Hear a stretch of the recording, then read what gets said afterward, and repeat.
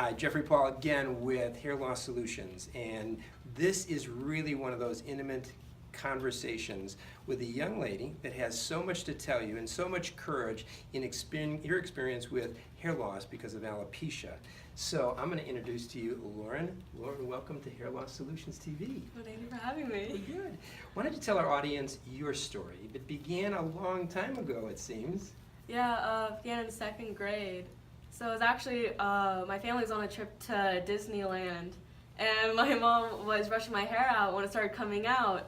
And so they started freaking out, but they didn't tell me anything, so I'm like, I'm a little kid, they're not going to ruin a trip to Disney by saying your hair's falling out. Mm-hmm. So we get back, and we started searching, trying to find it. And I think it was we found someone who knew about it, and then they led us to you, and that's how we found out about wigs for kids, and I've been here since. Did all your hair fall out at one time? It was little clumps at a time. Little clumps. So you had alopecia areata. It's about it. Tell the audience what you're second grade, right? Mm-hmm. And that's how old? How old is second grade? Oh. Let me see, 6 when you said, it's about 7 or 8 years old, right? Yeah, 7. Our engineering behind the camera.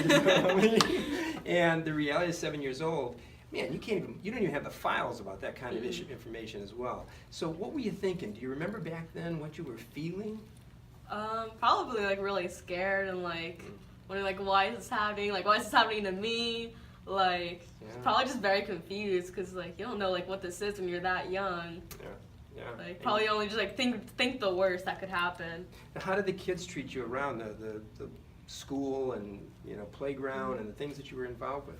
For the most part, they were pretty understanding. Every year, my mom would come in, different class, and explain everything. But there were those few kids who liked to pick on you. Had a phase where it was still had some hair, but not all of it. So I wore a hat. So I had those few kids who would like to take my hat and run away with it because they thought they were funny or something. And how'd that make you feel then? I'm probably really sad. Don't know why they're doing that. All the emotions that go through, sad, embarrassed, angry. I'm sure you're angry, right? And all that was a lot to address as a kid. Now you came to Wigs for Kids, and we were able to give you a brand new hair piece, which actually brought you back into kind of what looked to the public normal. Now let's fast forward to where you're at today, which now you're how old? I'm 17. 17, and you're beautiful. And the reality is you've become strong. And tell us what alopecia and what you had to go through really was almost like a teaching skill to create who you are today. Do you feel that way? Yeah, I do. Well, what is it? What did you feel that you've learned different than the kids around you who have not had that kind of issue to deal with? It's definitely a way to help you love yourself because I know it's something that's really hard for a lot of people, and especially when you're losing all your hair, that's a lot of how people express themselves is with their hair, the color, how they have it cut. So losing that big of a part of you, you're well, now I'm not beautiful anymore because that's what society makes you think is you have to have hair to be beautiful. So losing it all made me really love myself for me and not for how I look, but for how I am inside. Oh, so the beauty inside was radiant as the beauty outside. Wow, you took my line. Because it's so important. One of the things that I share with every client, especially the Wigs for Kids, individuals, that the reality is beauty is not about the hair. We need that to help enhance our beauty, but the beauty has to be inside. And what happens, I find so often, is if there's bullying, if there's misunderstanding, if the school, like your mom, educated, if they weren't educated, they become so foolish. We did a play not too long, a long time ago, and it was called When Kids Know, Kids Care, because I was tired of people saying kids are cruel, kids are mean. It's almost like the 99% to 1 that has that situation, but it can make you miserable. So we did a play that actually won an Emmy Award. The play was on a playground. A little boy had lost his hair, and a girl who was one of those 1% that would pick on him ended up finding out about the sensitivity of this child having cancer in that case, and she gave him her hat. So it was a real nice, happy ending, which is the way I like every movie or TV show. But the reality for you now, you've advanced to a place in your life that you're stronger because of this. You've overcome a lot of things. Not that you like it, but it's where it's at. Now you're doing something to advance the awareness of alopecia. Tell our audience what you want to do. So I'm a Girl Scout, and I'm currently working on my Gold Award, which is the highest award that a Girl Scout can earn. So I thought, well, hey, my friends like to joke it's a gimme, but I was like, hey, what better to do than alopecia awareness? Because one problem I have a lot when I'm out in public without like a hat or wig on is people are like, oh, do you have cancer? How's the treatment going? I have to explain to them, I'm like, no, I just have alopecia. I'm like, it is still a disease, but I'm not sick or anything. I just lost my hair. So then they usually like look at me confused. They're like, well, what's that? I was like, oh, well, basically you're like your body like got allergic to your hair, it fell out. So I'm doing like a two-step thing. The first one is video. I want to interview a few other people, which we'll be doing later today.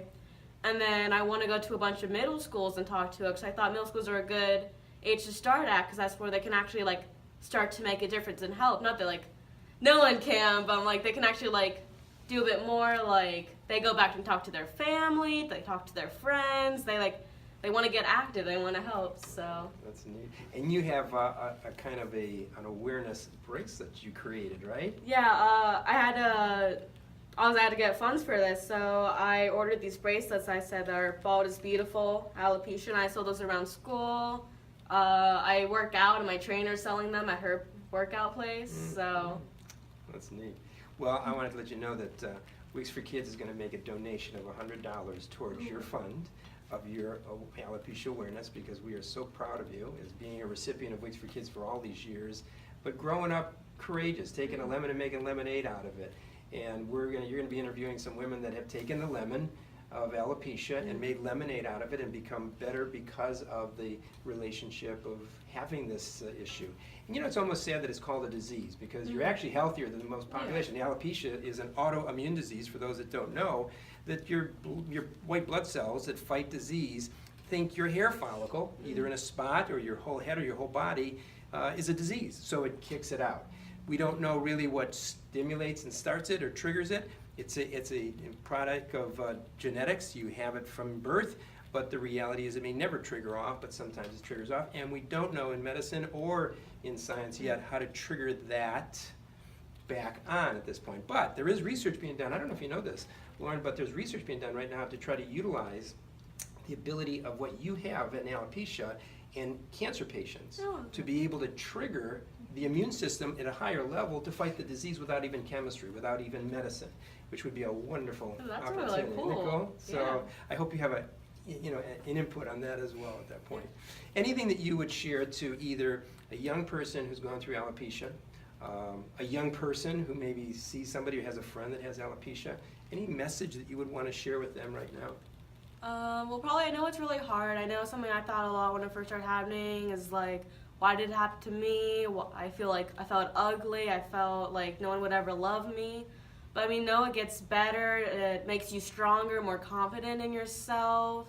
You'll see the beauty in yourself. It's easier to do a lot of things with hair if you really want to get a bunch of wigs and stuff. And know that people will still love you. I have an amazing group of friends. I've had some really cool boyfriends in the past. Like, having no hair doesn't change anything. You're still you, you're still beautiful, you just don't have hair, and that makes you even more beautiful in my eyes. That's beautiful.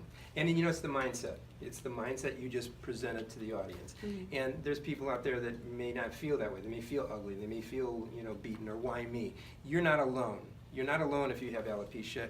You have people like this and the people that will be interviewed through this program, Hair Loss Solutions TV, to share with you, you're not alone. And how did they make it to their courageous moments? Although, there's a couple days I'm sure you have a bad hair day or no hair day. We'll have to coin that phrase. Yeah. And the reality is, it's tough, but you got to get back up.